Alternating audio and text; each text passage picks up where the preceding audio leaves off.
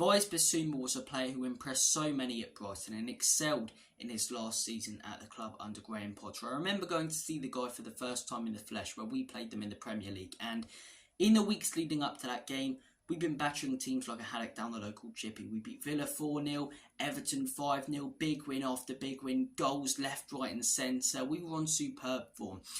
And we just couldn't break Brighton down. We ended up losing that game 1-0. It was a brilliant win for Brighton away from home. They'd beaten Arsenal a few weeks beforehand. And whilst a lot of that was due to Brighton's brilliant defending, we just couldn't get the ball to our attackers. And a lot of that was down to Bissouma because he completely and utterly controlled and dominated that midfield area. He was superb in that game. And I remember being in the stadium on that day going, this guy is some player. And we ought to look at him in the summer, especially if we get Champions League football. A few weeks before, he'd done the exact same thing against Arsenal, and he did it against so many teams in the Premier League during that season. He was absolutely superb, arguably player of the season potentially. I know they've had, other good players that season, Correa, Trossard, but genuinely in the Premier League, there weren't many better midfielders than that guy that season.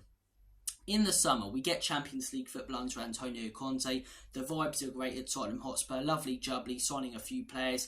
And we managed to sign Bissouma for 25 million. Arsenal were interested, a few other clubs were interested, and we managed to get him. And at the time, I remember seeing that we signed him and going, that's a complete and utter bargain.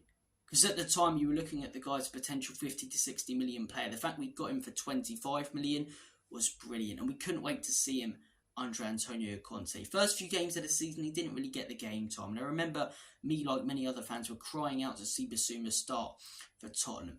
Then when he did get a run of games, he just didn't really impress. It's not that he was necessarily bad or, put in bad performances.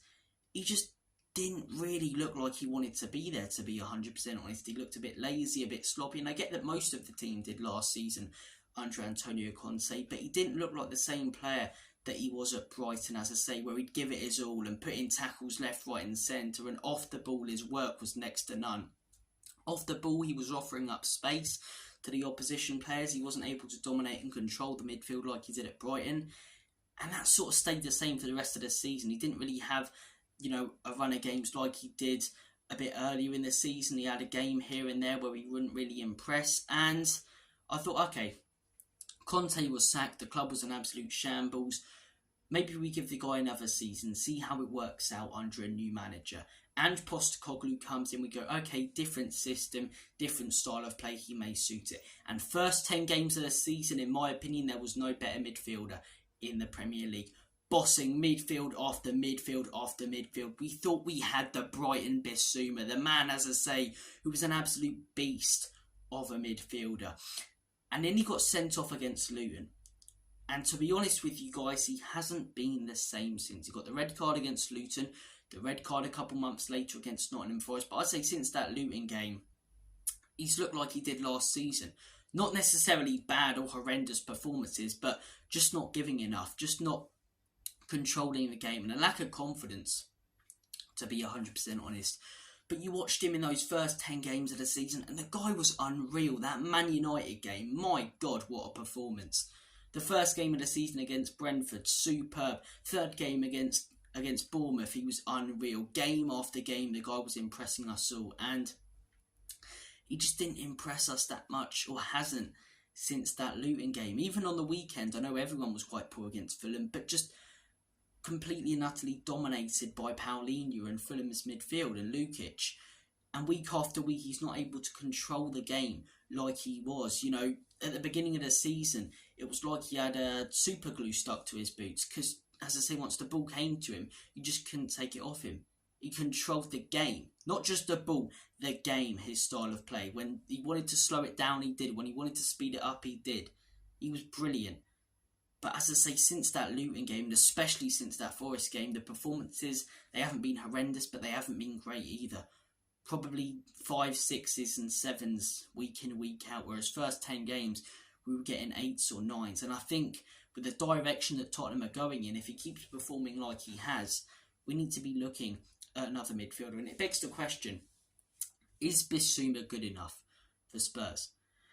The Bissouma we had at the beginning of the season, the Brighton Bissouma, is brilliant for Spurs. We were comparing him to a player like Declan Rice. at the beginning of the season.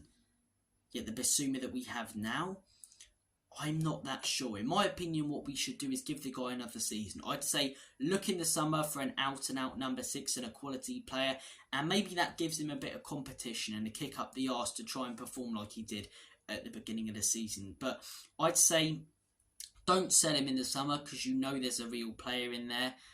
I think if you sign another number 6, such as a João Paulinho, I mentioned him earlier in the video, the guy's been unreal for Fulham, put some pressure on Bissouma, maybe he starts to step up and we get the best out of him like we did at the beginning of the season. But then again, I thought that would happen with Bentancur and Sarr and Højbjerg, but just hasn't happened. Maybe because that isn't real competition. If he had real competition, maybe it's a bit different, but we've seen a lot of players really excel under Ange Postecoglou in his system.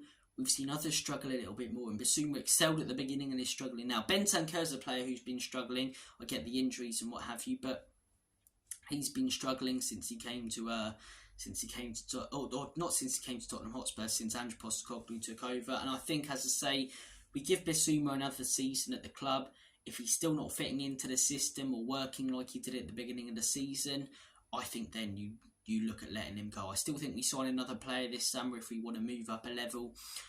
Will Daniel Levy and Enoch? That's another question. But in my opinion, he deserves another season because we know there's such a good player in there. But if he doesn't step up next season, we need to be looking, in my opinion, elsewhere. And it's frustrating because we really thought we had an unbelievable player on our hands. And I don't think it was a purple patch.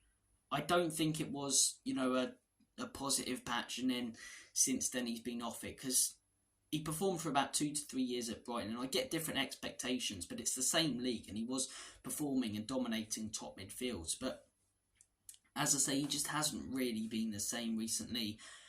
I hope that when we come back against Luton, we get the real Bissouma and a great end to the season and he can turn things around. He's the only one who can do that. But as I say, it's frustrating because the quality's there, but if he can't step it up, if he can't do it next season for whatever reason, we have to be brutal. I don't want us to be the club that keeps players, as I say, because they've got quality. If you don't fit into the manager's system, you go. Look at the way that Mikel Arteta rebuilt Arsenal. Aubameyang, superb player for Arsenal the 5-6 years before he came in. Didn't suit Arteta's system, had a bit of an attitude problem. See you later. Off you go. Pep Guardiola did it with other players. Liverpool, Philippe Coutinho, phenomenal player, suited manager after manager beforehand, didn't really suit Jurgen Klopp, bye-bye. See you later, mate, you're not staying here. Do you know what I mean? These top managers in the league and these top clubs in the league don't keep players because they've got quality and ask the manager to change their ways to suit them. They get rid of players and bring in ones to suit the manager, and I hope that we can do the same with Ange Postecoglou. Player power is not an issue that we've really had as much as other clubs in the Premier League over the last few years, but I mean every club gets it in modern day football, but as I say, we don't want it to become a big issue. And as I say, the overreaction from Fulham is still there. In Big Ange we trust, of course. I say that every single video, and we've got some quality players. If we can get Bissouma back to his best towards the end of the season, it would definitely pick up many more points. But as I say, we'll have to wait and see. Guys, comment your thoughts and opinions. What do you think is going wrong for Bissouma? Have we got the same player? Was it a purple patch at the beginning of the season and this is really him? What are your thoughts and opinions on him as a player? And should we sell him in the summer? Or should we keep him and bring in a replacement? Or do we just, as I say, just keep him and hope that he steps up next season? I want to hear all your thoughts and opinions in the comment section down below. Thank you for watching this video. Take care, all the best. And as always, come on you Spurs. Enoch and Levy out. In Big Ange, we trust.